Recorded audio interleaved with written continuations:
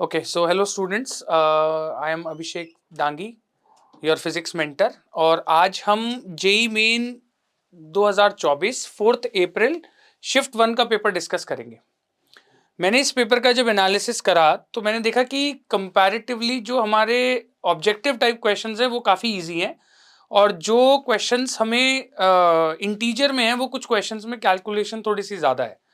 तो मतलब in my analysis this paper was an easy paper और जब आप खुद से इसे अटेम्प्ट कर रहे हो तो आपको 60 प्लस 70 मार्क्स आपको इजीली स्कोर कर लेने चाहिए बिकॉज काफ़ी इजी पेपर था। तो चलो let's start with the paper. हम शुरू करते हैं। फर्स्ट क्वेश्चन है हमारे पास कि if a rubber ball falls from a height h and rebounds up to the height h by 2, percentage loss of total energy of the initial system as well as the velocity of the ball before it strikes the ground respectively are। अब देखो आपके पास ऐसी situation है कि ये एक ball है जिसको हमने किसी हाइट h से रिलीज कर दिया, यहां से रिलीज करा। अब इस बॉल का मास है अपने पास m। अगर मास m है और इसको ऐसे रिलीज करा तो ये नीचे स्ट्राइक करेगा विद सम वेलोसिटी v। इस वेलोसिटी को हम लिख सकते हैं √2gh।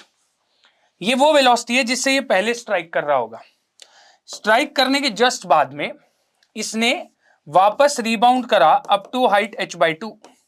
तो जब h बाई 2 तक रिबाउंड करा तो इसके पास एक पर्टिकुलर अमाउंट ऑफ एनर्जी होगी और अब इसी वेलोसिटी से वापस ग्राउंड पे स्ट्राइक करेगा, that will be √2gh by 2। तो वेलोसिटी विल बी √gh। तो हमारे पास पहले तो ये क्लैरिटी आ गई कि अच्छा वेलोसिटी कितनी हो गई, दैट इज √gh। अब वेलोसिटी √gh है और एनर्जी का लॉस कितना हुआ, तो अगर इनिशियल एनर्जी हम देखें तो इनिशियल एनर्जी इसके पास mgh है और अगर फाइनल एनर्जी हम देखें तो वो mgh बाई 2 है। तो लॉस इन एनर्जी कितना हुआ, delta U is equals to mgh by 2। और अगर परसेंटेज चेंज देखें तो इसे u इनिशियल से डिवाइड करेंगे और मल्टीप्लाई कर देंगे बाय 100। तो ये आ जाएगा हमारा percentage change which is basically 1/2 into 100, that is 50%। तो एक तो जो एनर्जी का चेंज आया, तो वेलोसिटी जिसके साथ ये ग्राउंड को स्ट्राइक कर रहा है वो √2gh है और जो एनर्जी लॉस है वो 50% है। जो सही जवाब है हमारा वो 4th हो जाएगा। नेक्स्ट क्वेश्चन पे बढ़ते हैं। नेक्स्ट क्वेश्चन में देखो, जब हम कोई भी क्वेश्चन देखते हैं ना पहली बार, तो पहले तो हमें उस क्वेश्चन का एक फॉर्मेट दिमाग में प्रिपेयर कर लेना चाहिए कि अच्छा इस क्वेश्चन में मुझसे ये पूछा गया है और मुझे इस क्वेश्चन को ऐसे सॉल्व करना है। जैसे coordinates of a particle moving in X Y plane, तो एक्स वाई प्लेन पे क्वेश्चन है ये। तो हमें x दिया हुआ है 2 + 4t और y दिया हुआ है 3t + 8t²। अब अगर मैं वेलोसिटी इन x निकालूं, क्योंकि इसके बाद ना मैं ऑप्शंस को देखता हूं। ऑप्शन मैंने देखे, पहला है कि नॉन यूनिफॉर्मली एक्सेलरेटेड, सेकंड है uniform motion along a straight line, third है यूनिफॉर्मली एक्सेलरेटेड मोशन, फोर्थ भी यूनिफॉर्मली एक्सेलरेटेड मोशन। तो एक तो इसमें पाथ के ऊपर बात करी गई है और दूसरा मोशन कैसा है उसके ऊपर बात की गई है। अब मोशन यूनिफॉर्मली एक्सेलरेटेड है कि यूनिफॉर्म मोशन है, ये चेक करने के लिए मुझे इसे डिफरेंशिएट करना पड़ेगा। तो मैंने vx को डिफरेंशिएट किया तो दैट इज 0 + 4। जब मैं इसे डिफरेंशिएट करूंगा vy which is dy by dt, तो ये मेरे पास आ जाएगा 3 + 16t। एक और बार इसे मैं डिफरेंशिएट करूंगा ax तो ये 0 आ गया। इसे मैं डिफरेंशिएट करूंगा ay तो dvy अपॉन में dt किया मैंने, तो ये मेरे पास 16 आया। अब देखने में समझ में आता है कि एक्सेलरेशन x में 0 है और y में 16 मीटर पर सेकंड स्क्वायर है। इसका मतलब नेट एक्सेलरेशन जो होगा वो 16 मीटर पर सेकंड स्क्वायर होगा। इसका मतलब ये यूनिफॉर्मली एक्सेलरेटेड मोशन तो नहीं है। अब यूनिफॉर्मली एक्सेलरेटेड मोशन नहीं है तो कैसा मोशन है ये, मतलब सॉरी यूनिफॉर्म मोशन नहीं है, यूनिफॉर्मली एक्सेलरेटेड मोशन है। तो मतलब ऑप्शन नंबर 1 जो है इसको तो स्ट्रेट अवे हम काट सकते हैं कि भाई ये वाला मोशन तो नहीं होगा। Uniform motion along a straight line होने के लिए यूनिफॉर्म वेलोसिटी होनी चाहिए, तो ये वाला भी हम काट देंगे। अब uniformly accelerated having motion along a straight line, अब अलोंग ए स्ट्रेट लाइन होने के लिए यार अगेन देखो एक्सेलरेशन भी उसी डायरेक्शन में होना चाहिए जिस डायरेक्शन में वेलोसिटी है। क्या ऐसा है? तो इसका डायग्राम अगर बनाओगे आप तो आप देखोगे कि आपके पास अगर मान लो ये एक्स एक्सिस है, ये वाई एक्सिस है, तो इसके पास एक पर्टिकुलर वेलोसिटी x डायरेक्शन में है जिसका मैग्नीट्यूड है 4 और y में भी वेलोसिटी है जिसका मैग्नीट्यूड है 16। x में भी वेलोसिटी, y में भी वेलोसिटी, और एक्सेलरेशन किस डायरेक्शन में है? तो एक्सेलरेशन अपने पास है इस डायरेक्शन में, इसका मैग्नीट्यूड है हमारे पास 16 मीटर पर सेकंड स्क्वायर। अच्छा, t इक्वल टू 0 पे velocity is not 16, it is 3। t equal to 0 पे जो मेरे पास वेलोसिटी है वो 3 मीटर पर सेकंड है। अब वेलोसिटी है 3 metre per second t equal to 0 पे, और y में और x में 4 और एक्सेलरेशन 16। इसका मतलब क्या समझते हैं हम कि भाई वेलोसिटी x और y दोनों में है और एक्सेलरेशन केवल y में है, तो जो पाथ होगा इसका वो पैराबोलिक पाथ होगा, इसलिए जो हमारा सही आंसर होगा वो 4th हो जाएगा। नेक्स्ट क्वेश्चन पे बढ़ते हैं। अगला सवाल है देखो पोटेंशियोमीटर पे। अब पोटेंशियोमीटर वैसे अभी करंटली हमारे मेंस के सिलेबस में नहीं है, पर स्टिल ये क्वेश्चन है और हमने पहले पढ़ा हुआ है, तो हम इसको सॉल्व कर लेते हैं। हमें बोला कि मेजर द इंटरनल रेजिस्टेंस। अब देखो पोटेंशियोमीटर की एप्लीकेशन आप सभी ने, जो विद्या मंदिर के बच्चे हैं उन्होंने पार्ट बी में पढ़ा होगा, और जो बाकी लोग देख रहे हैं उन्होंने भी पोटेंशियोमीटर मोर और लेस पढ़ा ही होगा। तो पोटेंशियोमीटर पढ़ते हुए ना ये एप्लीकेशन बेस्ड क्वेश्चन आ गया। इसमें अपने से पूछ लिया कि to measure the internal resistance of a battery, internal resistance of secondary battery जो कनेक्टेड है, पोटेंशियोमीटर इज यूज्ड। तो अगर मैंने पोटेंशियोमीटर यूज किया तो मैं उसका सर्किट डायग्राम ड्रॉ करता हूं। अब पोटेंशियोमीटर में ये प्राइमरी सर्किट होता है, इन दोनों एंड पॉइंट्स के बीच में मैं पोटेंशियोमीटर वायर कनेक्ट करता हूं जिसका पोटेंशियल ग्रेडियंट के डिफाइन करते हैं। याद करो पोटेंशियल ग्रेडियंट के होता है वोल्ट पर मीटर। इसके साथ मैं एक एक्सटर्नल बैटरी, इसका इंटरनल रेजिस्टेंस और एक्सटर्नल रेजिस्टेंस दोनों को कनेक्ट करके एक गैल्वेनोमीटर से जोड़ के यहां कनेक्ट कर देता हूं, और फिर यहां पर मैं मेजर कर लेता हूं बैलेंसिंग लेंथ स्मॉल l। अब एक केस में ये EMF E है, रेजिस्टेंस R है, और ये रेजिस्टेंस R मुझे 10 ओम दिया हुआ है केस 1 में। तो इसको दो केसेस में मैं डिवाइड कर देता हूं। पहले मैंने लिखा केस 1।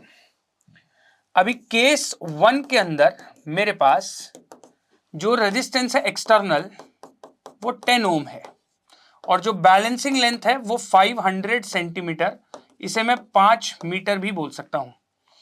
तो अगर मैं यूज करूंगा एप्लीकेशन जिसका फॉर्मूला डायरेक्ट हमें याद रखना है, देखो इसके अक्रॉस जो पोटेंशियल डिफरेंस है ना I into R, I1 into R मान लेते हैं फर्स्ट केस के लिए, I2 इंटू आर दूसरे केस के लिए। I1 हमने मान लिया भाई करंट, अगर ये अपने पास करंट है तो जो पोटेंशियल डिफरेंस बनेगा V1 वो I1 इंटू कैपिटल R1 बन जाएगा, जिसकी वैल्यू 10 ओम दी हुई है।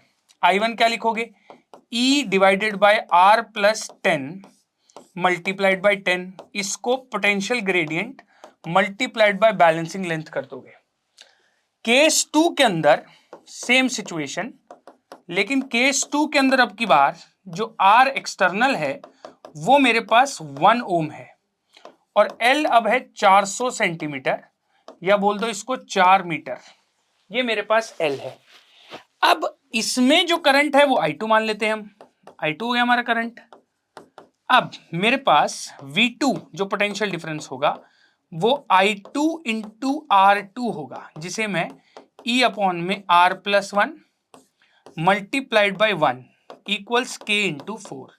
इन दोनों इक्वेशंस को अगर मैं डिवाइड करूंगा तो मेरे पास आएगा E divided by R plus 10 multiplied by 10 upon E divided by R plus 1 multiplied by 1 equals 5/4।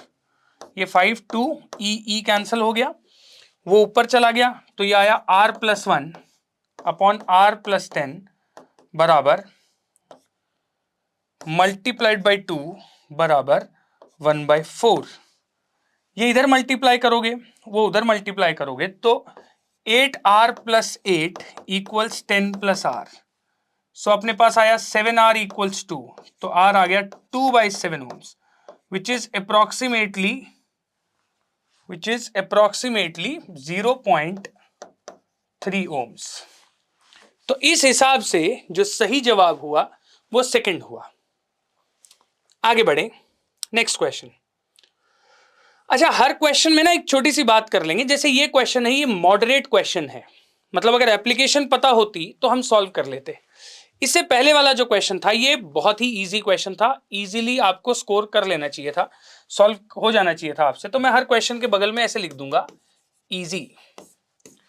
इसके जस्ट पहले वाला जो क्वेश्चन था ये भी इजी ही था।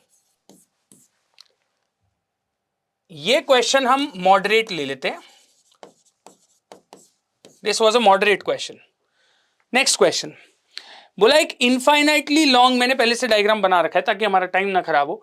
Infinitely long positive charge straight thread has a linear charge density lambda. अभी straight thread है जिसकी चार्ज डेंसिटी है लेमडा, और an electron revolves around a circular path having axis along the length of the wire. तो इसके around ऐसे एक electron circular path में ऐसे रिवॉल्व कर रहा है इसके अराउंड। अब इसके अराउंड रिवॉल्व कर रहा है along the length of the wire, इसकी एक्सिस है। तो graph that correctly represent kinetic energy as a function of radius of circular path. तो अगर ये इलेक्ट्रॉन है और मान लेते हैं इस वायर की वजह से कुछ मैग्नेटिक फील्ड होगी, तो मैग्नेटिक फील्ड की वजह से इस पे जो फोर्स लग रहा था वही उसी ने इसे सेंट्रीपिटल फोर्स प्रोवाइड किया होगा। ये चार्ज्ड वायर है, पॉजिटिवली चार्ज, तो इलेक्ट्रिक फील्ड इसकी वजह से जो लग रही होगी। अब अगर इस पॉइंट पे देखें हम, तो इलेक्ट्रिक फील्ड अगर ये रेडियस आर है तो इलेक्ट्रिक फील्ड इस डायरेक्शन में होगी, वैल्यू होगी इसकी 2k लेमडा बाय आर। तो इलेक्ट्रॉन पे जो फोर्स लग रहा था F ऑन इलेक्ट्रॉन, इसकी वैल्यू है 2k lambda by R into E. ये फोर्स है और यही फोर्स इसे नेसेसरी सेंट्रीपिटल फोर्स प्रोवाइड कर रहा है to revolve in the circle. तो इसे इक्वल टू कर देंगे mv² बाय आर के। आर से आर कैंसल हुआ तो mv² बाय 2, ये 2 मैं उधर ले जाऊं, is equals to k lambda E. अब यार ये तो इंडिपेंडेंट है, this is independent of what, this is independent of radius R. तो अगर ये इंडिपेंडेंट ऑफ रेडियस आर है kinetic energy, not a function of R, या इंडिपेंडेंट ऑफ आर लिख देते हैं, this is independent of R. अब बेटा अगर ये इंडिपेंडेंट ऑफ आर हुआ तो सोचो कौन सा वाला ग्राफ होगा। पहले ग्राफ में लीनियर वेरिएशन है, ये स्ट्रेट लाइन में वेरी कर रहा है और इंक्रीजिंग है। दूसरे वाले ग्राफ में ये पैराबोलिक, तीसरे वाले में ऐसा, और चौथे वाले में स्ट्रेट लाइन, और उसके साथ साथ वेरिएबल नहीं है। तो आंसर 3 इज करेक्ट। ठीक है, ठीक है। अब अगर इस क्वेश्चन को हम देखें तो अगेन इजी क्वेश्चन है, not a tough question. Next question, अब देखो ये मेरे पास resistance of platinum wire of a platinum resistance thermometer ice point पे और स्टीम पॉइंट पे 8 और 10 दिया हुआ है। After inserting in a hot bath of temperature 400 degree Celsius, resistance of the platinum wire is.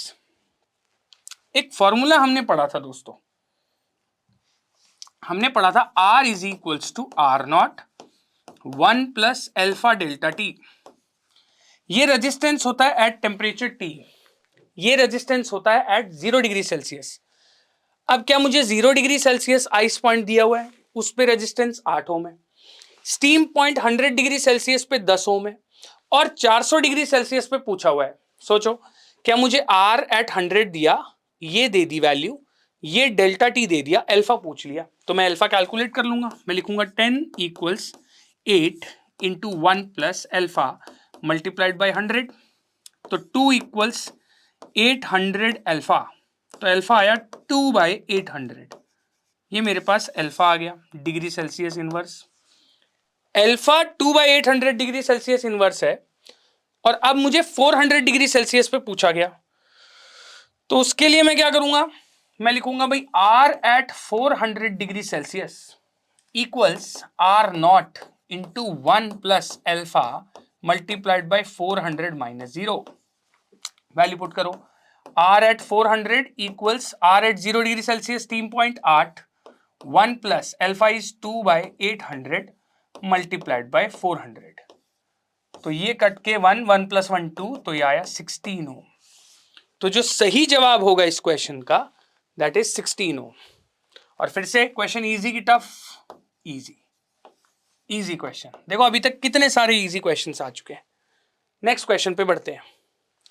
अगला है body travels 102.5 in nth second and 115.0 in n+2h second।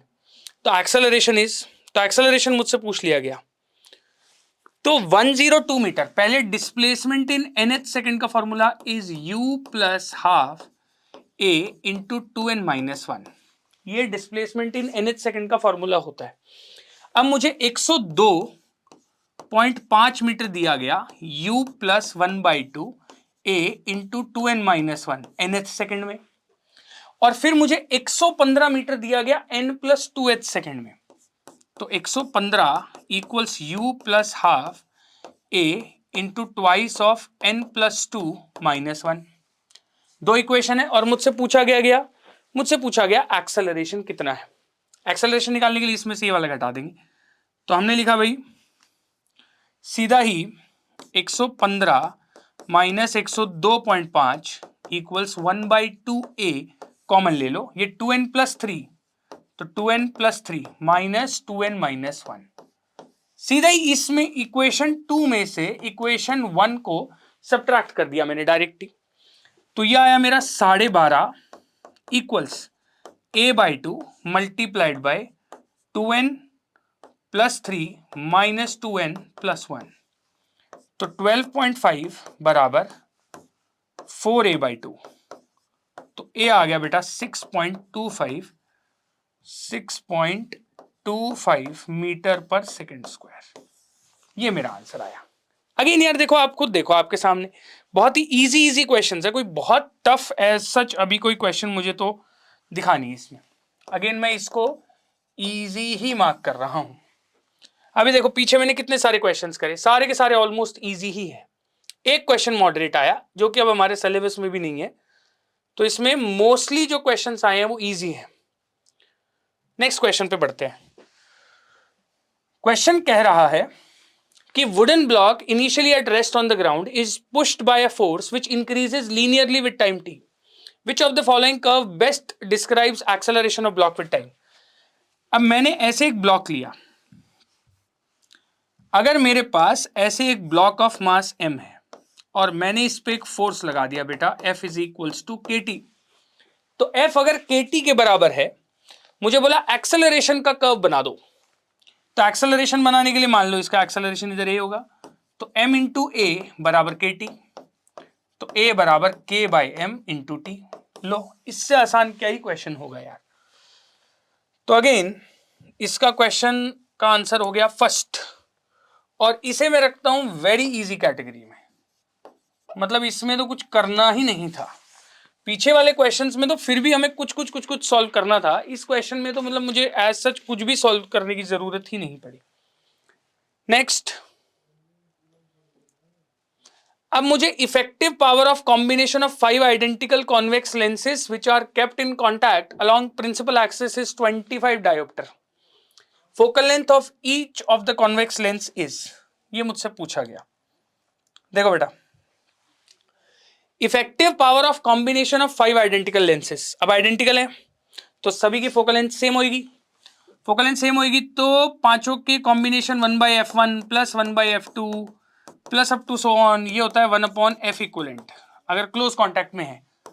तो अगर पांचों आइडेंटिकल हैं तो 5/f हो गया आपका 1/f इक्विवेलेंट, और यही होता है पावर के बराबर।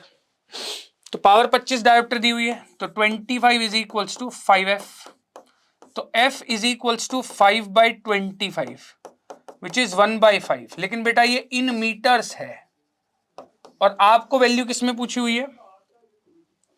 आपको वैल्यू पूछी हुई है इन डायोप्टर्स। तो मतलब सॉरी सेंटीमीटर्स, तो सेंटीमीटर में निकालोगे तो 20 centimetre is the focal length of each.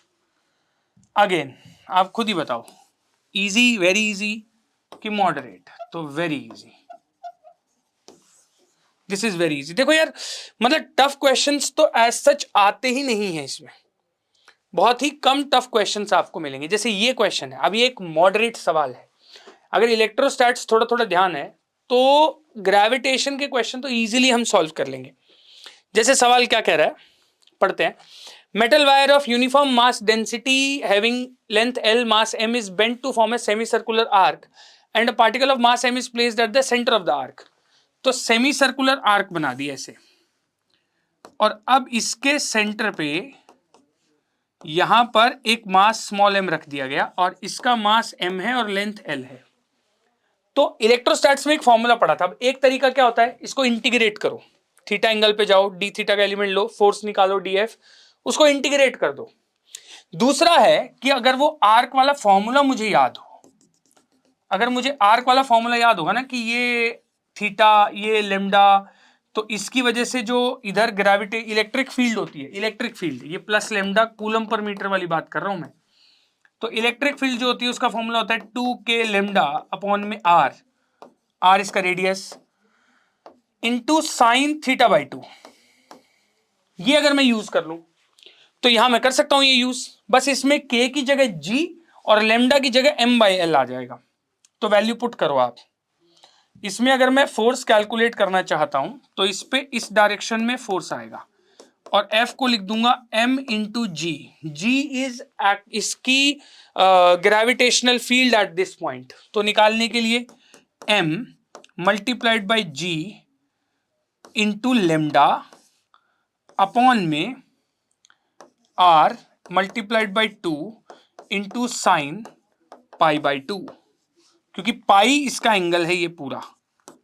अगर ये कंप्लीट एंगल पाई है तो ये पाई बाई 2 आएगा इधर। अब अगर मैं इसमें वैल्यूज पुट करूं, lambda is m by L, values put कर दो आप इसके अंदर। आप इसके अंदर वैल्यूज पुट करोगे तो आएगा g small m capital M upon में लेमडा तो m by L into R into 2। ये मेरे पास आ गया, पर this is not the complete answer. क्यों? क्योंकि रेडियस नहीं पता मुझे। तो इसका रेडियस r है और इसकी लेंथ पूरी l है। तो बच्चों मैं l को पाई r के बराबर लिख सकता हूं। l को पाई r के बराबर रखूंगा तो r मेरा l अपॉन पाई हो जाएगा। ये वाली वैल्यू यहां सब्सटीट्यूट करो तो ये आया 2gmm अपॉन में l square into pi. Match करो तो मेरे हिसाब से करेक्ट आंसर फर्स्ट आ रहा है। अब ये इजी नहीं है, it is a moderate question. तो ये एक मॉडरेट सवाल था जिसमें थोड़ा सा इंटीग्रेशन मुझे लगाना पड़ता, और अगर मेरे को फॉर्मूले याद होते ना तो फिर मुझे एज सच इसमें कोई प्रॉब्लम नहीं होने वाली थी। ओके चलो let's move on to the next question. अगला सवाल प्योर न्यूक्लियर रिएक्शन के ऊपर है। अगर मुझे याद होगा कि न्यूक्लियर रिएक्शन में मैं कैसे सॉल्व करता था, न्यूक्लियर रिएक्शन की कुछ कंडीशंस भी अगर मुझे पता हो, जैसे न्यूक्लियर रिएक्शन में होता है कि number of protons and number of neutrons on both sides of the reaction must remain same, तो उससे भी मेरा आंसर आ जाएगा। जैसे इधर देखो, हाँ यूरेनियम है मेरे पास 23592 और इसके साथ मैंने एक न्यूट्रॉन इस पे बम्बार्ड करा, स्लो मूविंग न्यूट्रॉन, तो मुझे बेरियम मिलेगा, क्रिप्टन मिलेगा और 3 न्यूट्रॉन्स मिलेंगे। ये हमने पढ़ा था, न्यूक्लियर फिशन में पढ़ते हैं। लेकिन अगर मान लो कोई बच्चा है अपने में से जो भूल गया कि भाई मेरे को तो नहीं ध्यान है, तो उसके लिए उस सिचुएशन में वो अगर ये भी याद रखेगा कि number of protons and number of neutron on both side should remain same. तो अब इसमें देखो नंबर ऑफ न्यूट्रॉन्स 235 प्लस 1, तो 236 न्यूट्रॉन्स प्लस प्रोटॉन्स है, और प्रोटॉन्स 92 है। तो इस इक्वेशन में देखो क्या प्रोटॉन्स 92 है? हाँ, इसमें 94, तो ये तो पहले ही, ये वाला जो ऑप्शन है ये तो पहले ही कट हो गया। न्यूट्रॉन्स प्रोटॉन्स का मतलब ये वाले, तो 56 प्लस 38, तो ये 94 हो गया, तो गलत हो गया ये। 51 प्लस 41 92, ये तीनों में से कोई भी हो सकता है। अब चलेंगे फिर मास नंबर की तरफ। जब हम मास नंबर की तरफ देखेंगे तो 144 प्लस 89 इज 233 प्लस 4 इज 237, मुझे चाहिए 236, तो फर्स्ट ऑप्शन गलत हो गया। सेकेंड ऑप्शन 144 प्लस 89, तो 233 प्लस 1 इज 236। अब ये भी 236, 92 भी मैच कर रहा है, इसका मतलब ये सही है। तो इसे मैं इजी कैटेगरी में रख रहा हूं। अगर आपको बेसिक सी नॉलेज भी होती न्यूक्लियर रिएक्शन की तो ये आपसे सॉल्व हो जाना था। नेक्स्ट क्वेश्चन, अब देखो हमारे पास है which of the following figure shows correct variation of applied potential. अब देखो ये फोटो इलेक्ट्रिक इफेक्ट का सवाल है। अब फोटो इलेक्ट्रिक इफेक्ट में कुछ फंडे सीखे थे हमने कि भाई फोटो करंट डिपेंड करता है इंटेंसिटी के ऊपर। अगर इंटेंसिटी बढ़ेगी और फ्रीक्वेंसी सेम है, एरिया सेम है, तो photo current increases with increase in intensity. लेकिन अगर फ्रीक्वेंसी सेम है तो स्टॉपिंग पोटेंशियल सेम रहेगा। अब आपको बोला सेम वेवलेंथ मतलब सेम फ्रीक्वेंसी, सेम फ्रीक्वेंसी मतलब सेम स्टॉपिंग पोटेंशियल, इसमें भी अलग है, इसमें भी अलग है, इसमें भी अलग है, एक ही सही है। तो सीधा ही आंसर इसका ये बन जाता है। और फिर फोटो करंट भी 2 का 1 से ज्यादा है। तो ये बहुत आसान क्वेश्चन था, बेसिक थ्योरी बेस्ड क्वेश्चन, मैं इसे इजी कैटेगरी में रख रहा हूं। Next question. अच्छा, इलेक्ट्रॉन इज प्रोजेक्टेड, मैंने पहले से ये सोलेनॉइड का डायग्राम बना के रखा हुआ है ताकि अपने को टाइम ना वेस्ट हो हमारा। तो electron is projected with uniform velocity along the axis inside a current carrying long solenoid, then तो electron will be accelerated along the axis. अब अगर मैं सोचो, आप खुद एक बार दिमाग लगाओ थोड़ा सा, आपको you will get the idea कि अगर मैंने इलेक्ट्रॉन को इस डायरेक्शन में प्रोजेक्ट कर दिया विद वेलोसिटी v, और सोलेनॉइड के अंदर मैग्नेटिक फील्ड भी इसी डायरेक्शन में होती है बेटा, तो b भी इधर, v भी इधर, और फोर्स का फॉर्मूला होता है F vector is q v vector cross b vector. तो v क्रॉस b 0 हो जाएगा क्योंकि v और b सेम डायरेक्शन में है। इसका मतलब कि इलेक्ट्रॉन एक्सेलरेट नहीं होगा। Continue to move with uniform velocity along the axis of solenoid, सही। फोर्स नहीं, फोर्स नहीं, तो second is the correct answer. ठीक है, ठीक है। अगेन क्या ले, इसको भी इजी है ये भी यार, this is also easy. Next question, on Celsius scale temperature of body increases by 40 degree Celsius, increase in temperature on Fahrenheit scale. देखो जब आप आइस पॉइंट, इसको बोलते हैं, ये थर्मल स्केल्स का सवाल है। जब हम आइस पॉइंट, स्टीम पॉइंट, हमें पता है ice point is 0 degree Celsius and steam point is 100 degree Celsius. तो 2 स्केल्स बनाओ, अगल बगल में 2 स्केल्स बना लो आप। एक बनाओ फ़ारेनहाइट स्केल, एक बनाओ Celsius scale. 0 degree Celsius freezing point, 32 degree Fahrenheit freezing point. ये सेल्सियस है, ये फ़ारेनहाइट है, ये सेल्सियस स्केल, सेल्सियस स्केल है। अब सेल्सियस स्केल और फ़ारेनहाइट स्केल में 0 से, इसमें 0 से 100 डिग्री सेल्सियस, इसमें 212 डिग्री फ़ारेनहाइट। यहां से यहां का चेंज कितना है, 100। Same amount of heat, water को सेम अमाउंट ऑफ हीट दूंगा तो इस स्केल में वो 0 से 100, इस स्केल में 32 से 212, क्योंकि पानी तो पानी है, स्केल चाहे कोई भी ले लो आप। तो यहां से अगर मेरे को डिग्री सेल्सियस तक या डिग्री फ़ारेनहाइट तक जाना है, तो यहां से यहां अमाउंट ऑफ हीट Q और यहां से यहां X, same Q amount of heat दी तो 32 से 212, और X अमाउंट ऑफ हीट दी तो 32 से F। तो मतलब X by Q का ratio should remain same for both, and heat is proportional to temperature difference. Heat जो है वो टेम्परेचर डिफरेंस के प्रोपोर्शनल होगी। तो एक ms डेल्टा टी बेटा, तो x अपॉन में q बराबर c माइनस 0 अपॉन में 100 minus 0 equals f minus 32 divided by 212 minus 32। अब ये आया तो मुझे बोला 40 डिग्री सेल्सियस के कॉरेस्पॉन्डिंग, अब मान लो 0 डिग्री सेल्सियस था पहले, अब 0 से मैं उसे 40 ले गया, तो फ़ारेनहाइट 32 से कहां जाएगा, उन दोनों को घटाऊंगा तो increase in temperature on Fahrenheit scale आ जाएगा। तो मैंने c को 40 पुट कर दिया, 40 by 100 equals f minus 32 upon में 180। इसको सॉल्व करूंगा तो f माइनस 32 आ जाएगा 72, तो f आ गया 104। तो जब इसमें 40 डिग्री सेल्सियस हुआ तो इसमें 104 डिग्री सेल्सियस हुआ, तो चेंज कितना आया इस स्केल में, 72 डिग्री फ़ारेनहाइट का, सॉरी फ़ारेनहाइट, 104 डिग्री फ़ारेनहाइट। तो इधर जब 40 का चेंज आया तो यहां 72 का चेंज आया, which makes correct answer as 3। Correct answer मेरा 3। और अगेन क्वेश्चन तो यार देखो, मुझे ये इजी ही कैटेगरी में रखना पड़ेगा, it's not a tough question. ये बेसिक टेम्परेचर स्केल की कन्वर्जन है, हम कराते हैं। चलो आगे बढ़ते हैं। नेक्स्ट क्वेश्चन बर्नौली बेस्ड सवाल है बेटा। When speed of liquid is 0 everywhere, pressure difference at any 2 points depend on equation P1 minus P2 equals rho g H2 minus H1। Speed of liquid everywhere 0 है, तो कोई भी दो points के बीच का pressure depends on this equation. हाँ, तो अगर मैं बर्नौली इक्वेशन लगाऊं, चलो, तो मैंने लिखा P1 plus half rho V1 square plus rho g H1 equals P2 plus half rho V2 square plus rho g H2। Direct Bernoulli based question है बेटा ये। तो इसमें V 0, तो ये भी 0, ये भी 0, तो P1 minus P2 comes out as rho g H2 minus H1। इस स्टेटमेंट को तो करेक्ट बना दिया इसने। इन वेंचुरी ट्यूब शोन, अगर ये सेम है तो 2GH, ये हाइट H1 मान लो और ये हाइट H2 मान लो, such that H1 minus H2 is H।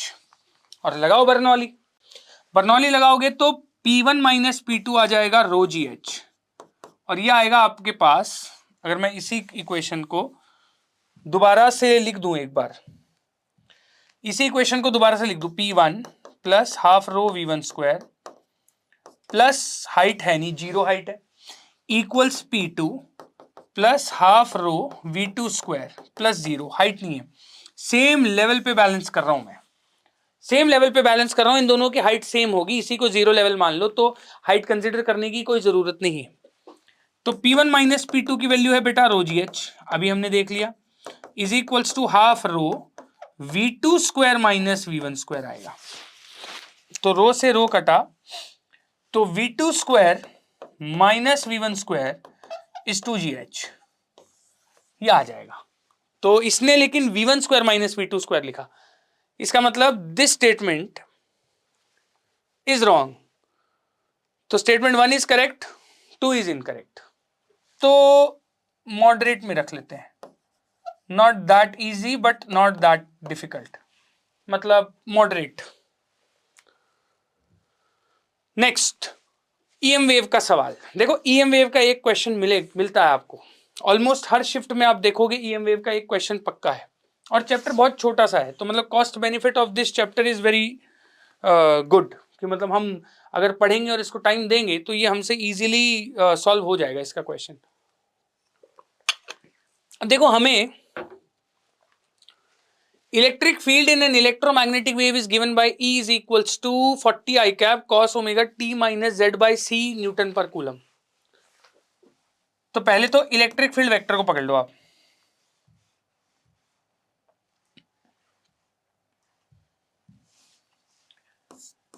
Electric field vector दिया हुआ है 40 I cap cos omega t minus Z by C। तो E कैप है हमारा I कैप, और अगर वेलोसिटी यहां से देख ली जाए तो माइनस ओमेगा टी माइनस के एक्स, तो एक्स एक्सिस में, ओमेगा टी माइनस के जेड, तो जेड एक्सिस में, और वो भी प्लस जेड में। तो जो सी कैप है वो मेरा सी या सी वेक्टर जो है, अगर मैं इसको वेक्टर फॉर्म में लिख लूं तो मेरे पास सी वेक्टर जो है वो सी के कैप है। अब जब ईएम वेव पढ़ते ना, तो ये एक्स एक्सिस, ये वाई एक्सिस और ये जेड एक्सिस, यहां रखते हैं सी, या एक्स वाई जेड नहीं, सी ई और बी के टर्म्स में लिखते हैं। चलो, यहां होता है सी कैप, बी कैप, और इधर होता है तुम्हारा, सॉरी, इधर ई कैप, ई कैप, सी ई और बी, इधर ई कैप और इधर बी कैप। तो C cross E is B, तो सी दे रखा है C cap cross E cap is B cap. तो पहले डायरेक्शन निकाल लेते हैं, तो K cap cross I cap is B cap, और बी कैप आ जाता है अपना जे कैप। तो डायरेक्शन होगा इसका जे में। तो पहले सेकंड और थर्ड ऑप्शन तो पहले ही गलत हो गए यार, सेकंड और फोर्थ। फर्स्ट ऑप्शन में देखें और सेकंड ऑप्शन में देखें तो इनमें से कोई एक आंसर होगा, और फेज जो होता है ना मैग्नेटिक फील्ड और इलेक्ट्रिक फील्ड का, वो सेम रहता है हमेशा। अब अगर मुझे मैग्नीट्यूड निकालना है मैग्नेटिक फील्ड का, तो ई नॉट बाई बी नॉट सी के बराबर होता है। सी है आपकी स्पीड ऑफ वेव, तो ई कितना है 40 divided by C, B naught के बराबर हो गया। तो इसका एम्पलीट्यूड 40 बाई सी, और डायरेक्शन जे कैप थर्ड ऑप्शन मैच करता है। Easy question. देखो मैं किसी भी क्वेश्चन को इजी उसी हिसाब से बोल रहा हूं कि अगर आपको ये चैप्टर आता है, कोई एक पर्टिकुलर चैप्टर अगर आपने पढ़ा हुआ है और वो आपको आता है, तो फिर उस पर्टिकुलर चैप्टर के क्वेश्चन जो मुझे लगता है कि हाँ आपसे सॉल्व हो जाने चाहिए, उन्हें मैं इजी में रखता हूं। और जो मुझे लगता है कि नहीं आपसे सॉल्व नहीं होगा या इसमें आपको बहुत हिम्मत करनी पड़ेगी या बहुत एक्स्ट्रा नॉलेज चाहिए होगी, वो मैं टफ में रखूंगा। जिनमें आपको एक्स्ट्रा नॉलेज नहीं चाहिए होगी और जिसमें थोड़ी सी आपको एफर्ट एक्स्ट्रा मारना पड़ेगा, उससे मैं मॉडरेट में रखता हूं। नेक्स्ट क्वेश्चन है एसी सर्किट का। देखो कह रहा है कि एसी सर्किट में इंस्टेंटेनियस करंट जीरो है, इंस्टेंटेनियस वोल्टेज मैक्सिमम है। जब current zero voltage maximum, voltage zero current maximum, तो एक वो फंडा पढ़ते हैं सिविल कि भाई कैपेसिटर में I leads voltage by pi by 2 और इंडक्टर में voltage leads current by pi by 2। तो रजिस्टर वाला आंसर तो गलत ही हो जाता है। प्योर इंडक्टर हो सकता है, प्योर कैपेसिटर हो सकता है, combination of inductor and capacitor, हाँ ये भी हो सकता है। तो correct answer is A, B and D only.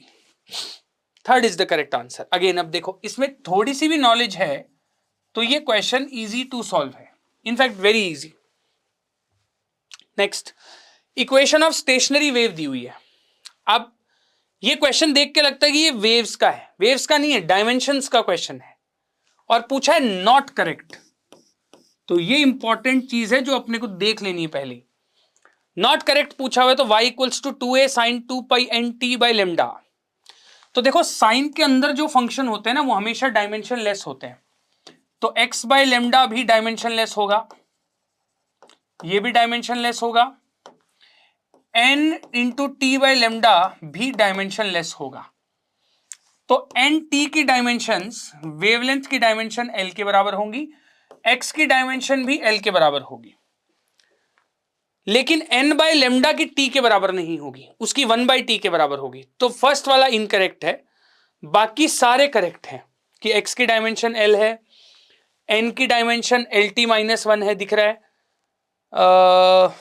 N T की डायमेंशन l है, वो भी हमें दिख रहा है। तो मतलब इसमें हमारे पास जो गलत ऑप्शन आया वो केवल फर्स्ट वाला आया। तो अगेन इसको भी हम इजी में रख लेते हैं because this is an easy question.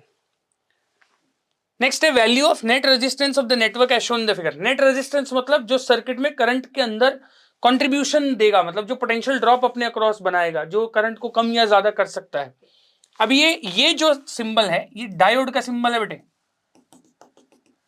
अगर तुझे क्वेश्चन में डायोड के बारे में बात करी गई है तो इधर -6 वोल्ट है, इधर -8 वोल्ट है, तो ये हाई पोटेंशियल है, this is high potential, we high, और ये वाला है we low.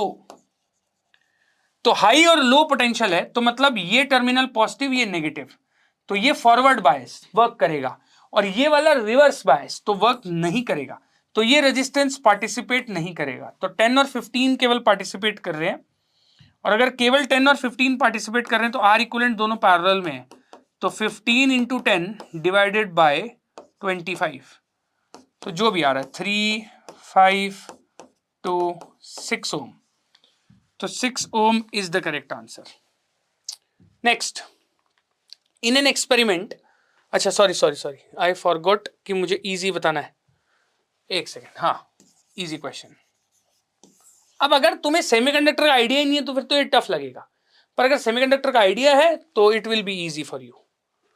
Next, in an experiment to measure focal length f of convex lens, the least count of measuring scales for position u, position v are delta u, delta v respectively. Error in the measurement of focal length of convex lens. तो focal length of convex lens में error, ये again error का question.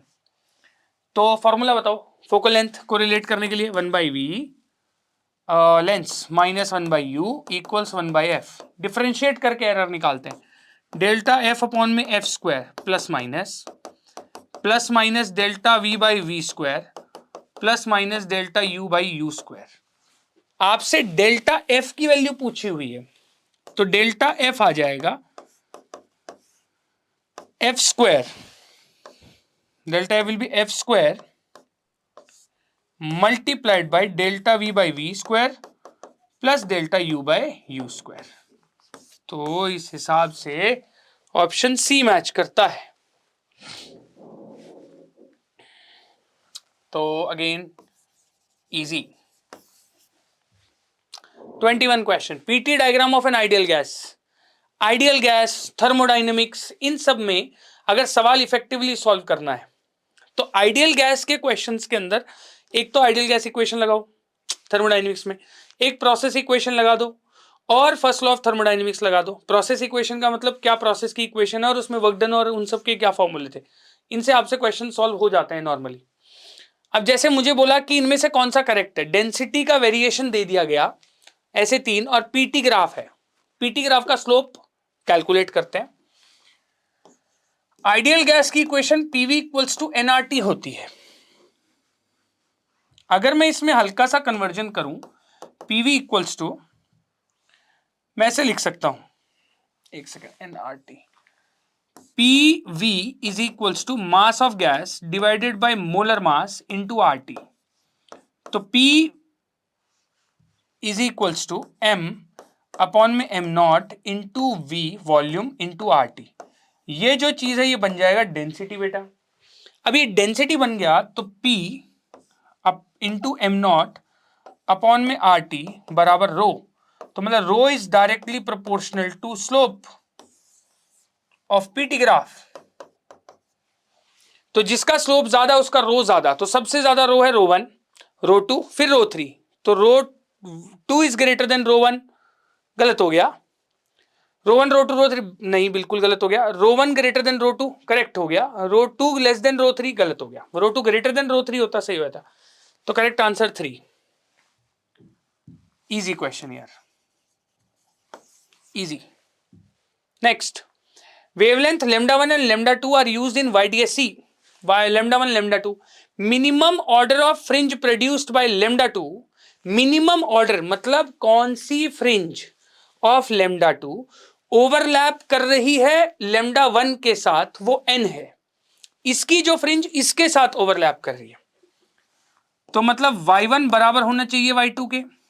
मान लो इसकी lambda 1 की n1 और lambda 2 की n2 fringe overlap करती है, तो y1 is equals to y2। तो n1 lambda 1 d by d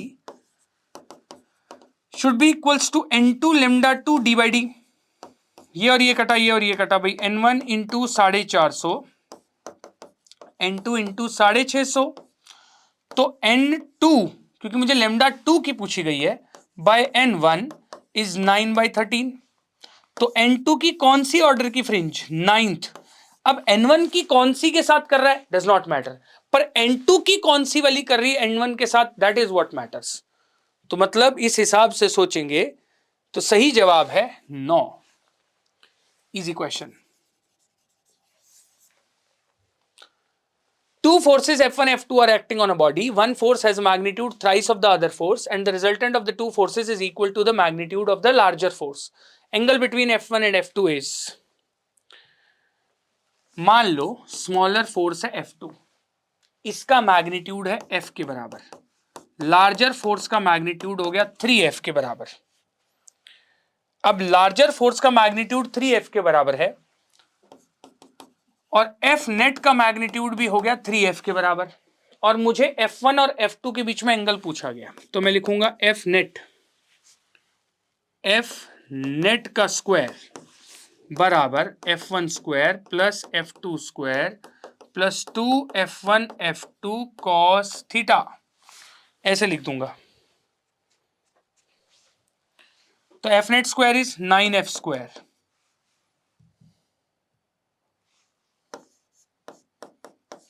square बराबर F square plus 9F square plus 2 into F into 3F into cos theta, ऐसे कुछ लिख देंगे हम।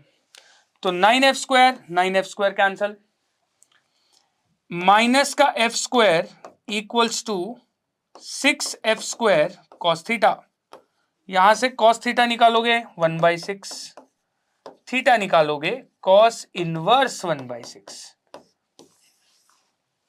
Easy question. वेक्टर का यार, दिस इज ऑफ वेक्टर्स.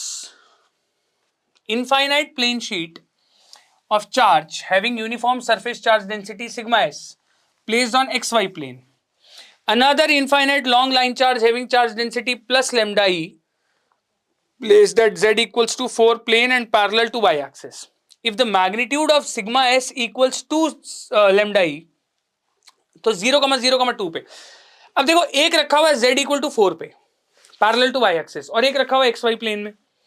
तो ऐसे सवालों में बेस्ट पॉसिबल तरीका क्या है कि हम इसके लिए एक्सिस को ही रोटेट कर दें.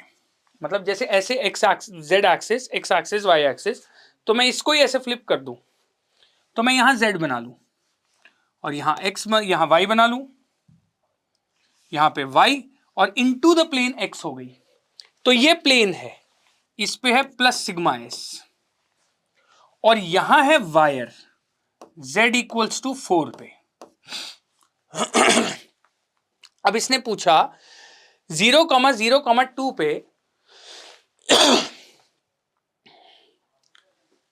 0,0,2 पे the ratio of magnitudes of electric field values due to sheet charge due to that of line charges.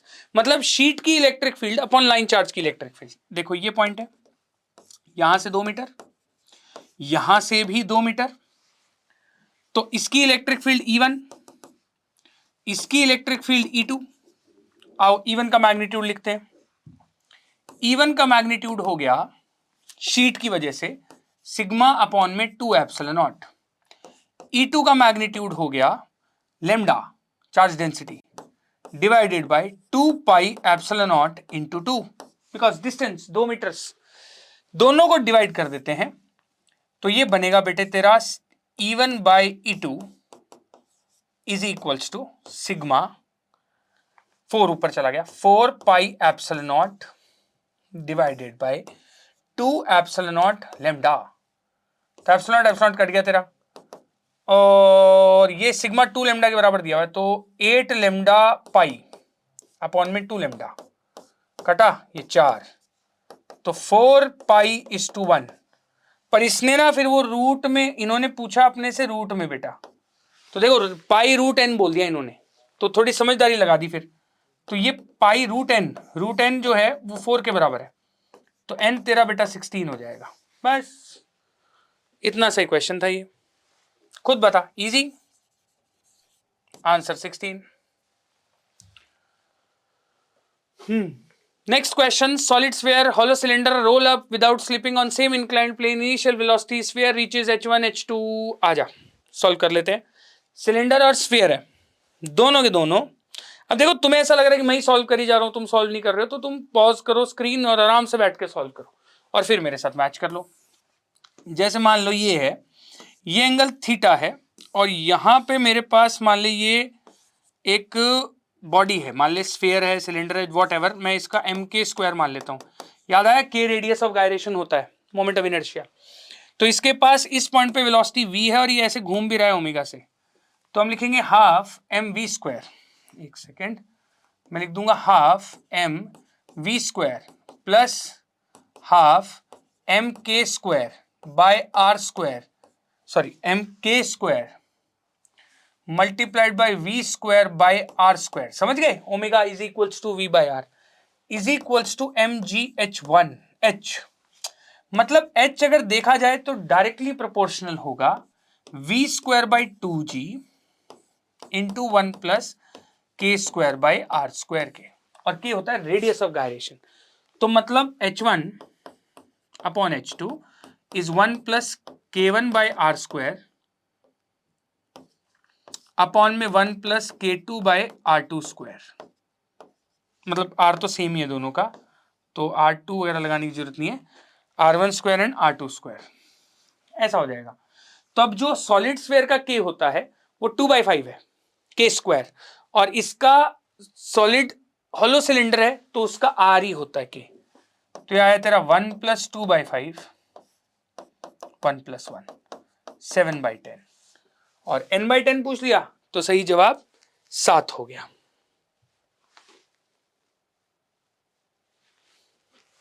मजबूरन easy. Next question, alternating current at any instant is given by this. अब देख, ये क्या है, ये डीसी है, ये क्या है, ये एसी का मैग्नीट्यूड है।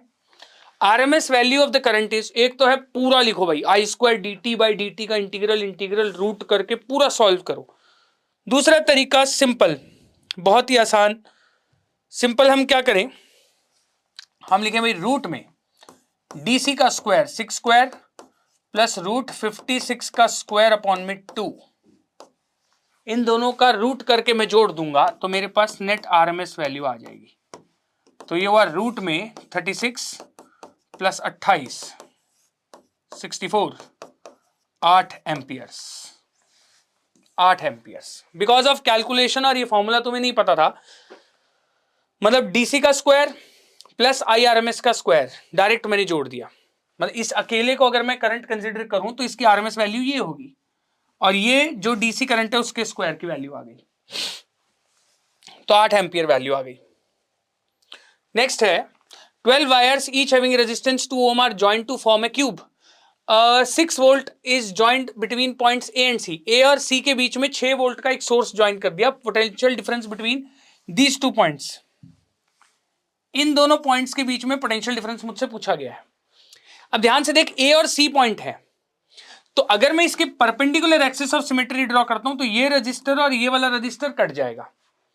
अब अगर ये दोनों कटे तो यहां से करंट, अगर इस वाली ब्रांच से करंट अंदर एंटर करेगा तो इधर और इधर आधा आधा बटेगा, क्योंकि सिमेट्री है भाई, है ना। अगर आप देखो पैरेलल एक्सिस सिमेट्री भी है, इक्वी पोटेंशियल डिस्टेंस, और परपेंडिकुलर एक्सिस सिमेट्री भी है उसके। तो इधर से अगर मैं देखूं तो टोटल रेजिस्टेंस मेरे को ये और ये मिलेगा, तो 2 2 4 हो जाएगा। ये 2 2 4, मतलब ये वाला रेजिस्टेंस और ये वाला रेजिस्टेंस दोनों सीरीज में, क्योंकि ये दोनों तो कट गए, ये भी सीरीज में, और ये इनका कॉम्बिनेशन और ये सीरीज में, तो 2 2 4 2 2 4 4 और 4 2, तो फिर 2 2 2 टोटल हो गया 6।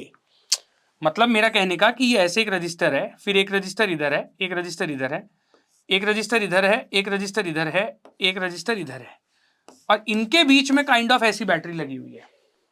ये सिचुएशन है। ये 2 ओम, ये भी 2, ये भी 2, ये भी 2, ये भी 2, ये भी 2, और ये 6। तो 2 2 4 2 2 4 4 4 2 2 2 2 6, तो इधर से जो करंट आएगा यहां से वो 1 एम्पियर का करंट आ जाएगा। और अब 1 एम्पियर का करंट आया तो यहां से आधा एम्पियर इधर गया और आधा इधर गया, तो फिर इधर जो पोटेंशियल डिफरेंस होगा वो 1/2 इंटू 2 विच इज 1 वोल्ट होगा। तो आंसर इसका 1 वोल्ट होगा। इसको मॉडरेट में रख लेते हैं, it is a moderate question. वो एक्सिस ऑफ सिमेट्री वगैरह लग गई तो इसलिए। 28 magnetic field existing in a region is given by this square loop. देखो एक्स पे वेरी कर रही है, ये एक्स एक्सिस है, और मैग्नेटिक फील्ड बेटा एक्स पे ही वेरी कर रही है। Square loop of edge 0.5 metres carrying current 0.5 ampere placed this. अच्छा, सोच मैग्नेटिक फील्ड ऐसे दी हुई है आउट ऑफ द प्लेन, तो ये वाला जो हिस्सा है इसमें करंट इधर, ये वाला हिस्सा दिस करंट इधर, मैग्नेटिक फील्ड अंदर, फोर्स ऊपर, सॉरी बाहर, करंट इधर, मैग्नेटिक फील्ड बाहर, फोर्स नीचे, तो इस पे एफ नीचे लग रहा है, और इधर मैग्नेटिक फील्ड बाहर, इस पे फोर्स ऊपर लग रहा है, तो ये एफ और एफ तो कट जाएंगे। तो अब क्या करना है, इस पर्टिकुलर रीजन में मैग्नेटिक फील्ड की वैल्यू B2, इस पर्टिकुलर रीजन में मैग्नेटिक फील्ड की वैल्यू B1, तो B2 और B1 पे फोर्स कैलकुलेट करना है। तो B2 पे फोर्स इस डायरेक्शन में F2, इस डायरेक्शन में फोर्स लग रहा होगा F2, और F2 की वैल्यू होगी बेटा I into length L into magnetic field B2।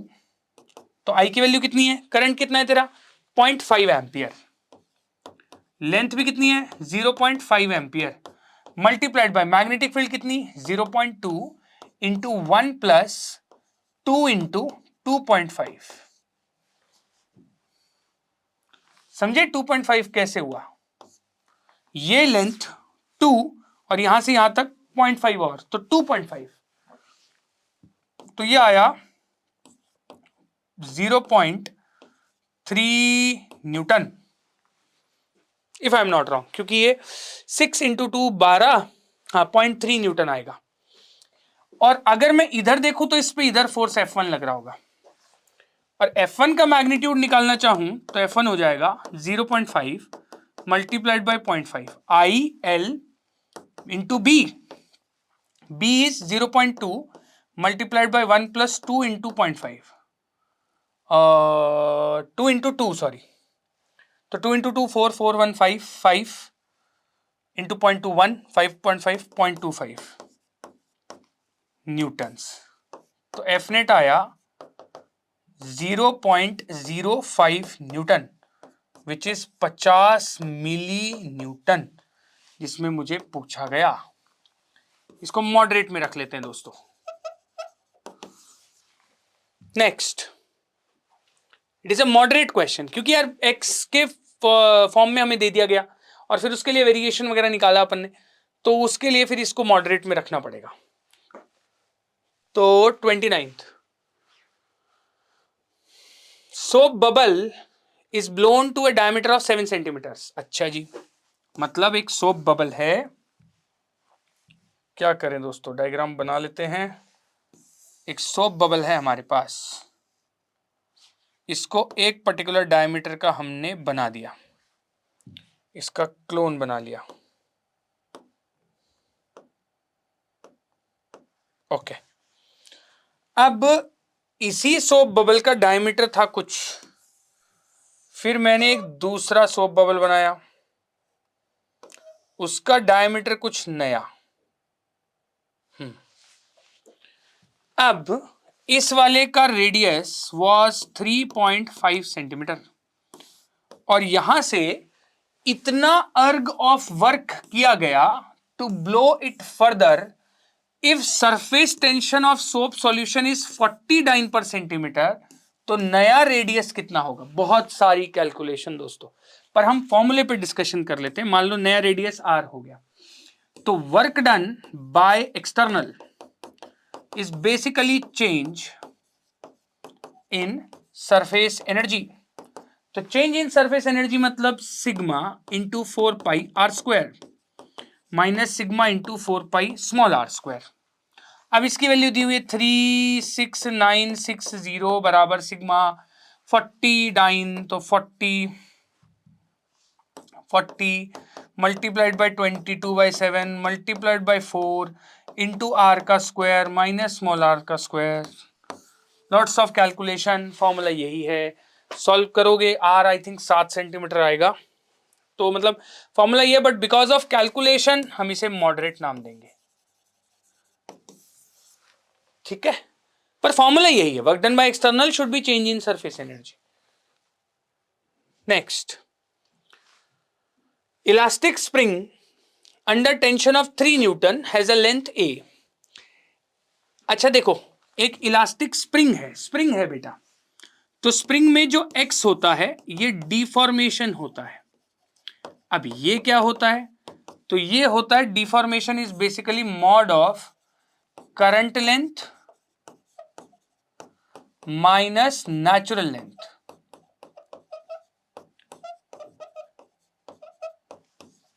ठीक, और kx जो होता है वो फोर्स ऑफ स्प्रिंग होता है। अब जितनी टेंशन मैं लगा रहा हूं उतना ही फोर्स ऑन स्प्रिंग होगा, तो 3 न्यूटन टेंशन लगाई तो जो फोर्स था वो k इंटू ए माइनस एल हो गया। एल नेचुरल लेंथ है, ये नेचुरल लेंथ है। 2 न्यूटन लगाई तो k into B minus L हो गया।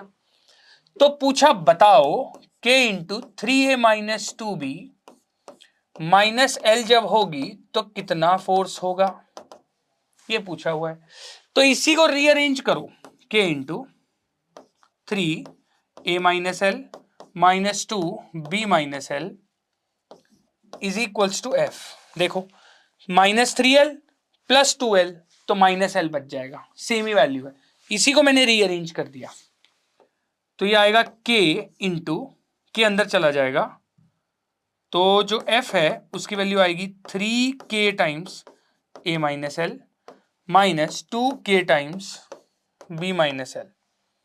तो 3K minus 3 into 3 minus 2 into 2, 9 minus 4, 5 newton. तो correct answer is 5। Easy question, just rearrangement, nothing else.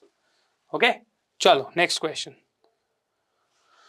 Hydrogen atom changes its state from n equals to 3 to n equals to 2 due to recoil. Percentage change in the wavelength of emitted light is approximately 10 की power minus n. The value of n is. अब देखो यार, इस question को देख के समझ में आ रहा है कि बहुत ही सारी कैलकुलेशन है इसके अंदर। पर मुझे बताओ एनर्जी क्या होती है? hc by lambda. अगर मैं डेल्टा ई बाई ई निकाल रहा हूं तो इसे मुझे डेल्टा लेमडा बाई लेमडा लिखना पड़ेगा, ठीक। और मुझसे क्या पूछा है? परसेंटेज चेंज इन वेवलेंथ पूछा है। अब डेल्टा ई जो है वो रिकॉइल की वजह से गेन्ड वेलोसिटी है। रिकॉइल की वजह से गेन्ड वेलोसिटी मतलब कि भाई जो एनर्जी चेंज आएगा वो हाफ एम वी स्क्वायर के बराबर होगा, डेल्टा ई। अच्छा, अगर ये हाफ एम वी स्क्वायर के बराबर है या एनर्जी को मैं हाफ एम वी स्क्वायर लिख रहा हूं तो इसे मैं मोमेंटम के टर्म्स में कन्वर्ट कर सकता हूं।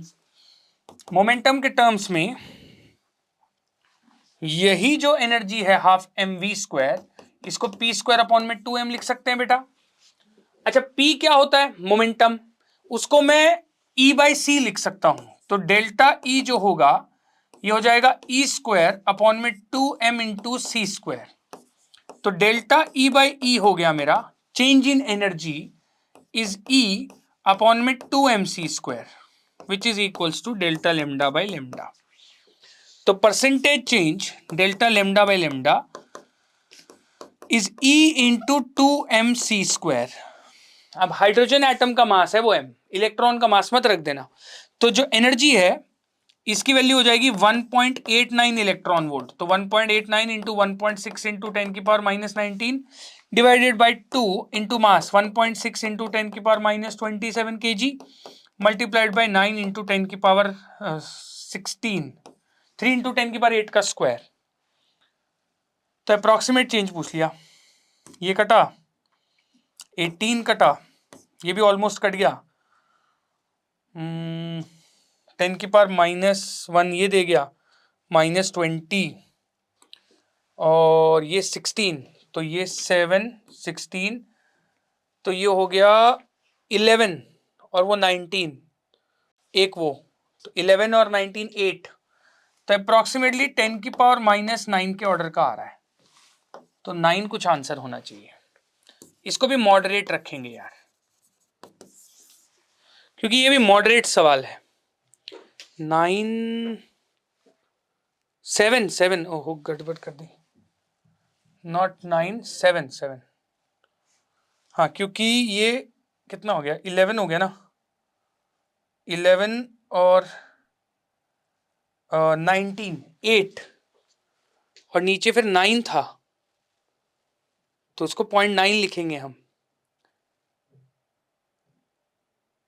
27 11 19 8, हाँ, तो -7 के ऑर्डर का, तो 10 की पावर -7 का ऑर्डर आना चाहिए।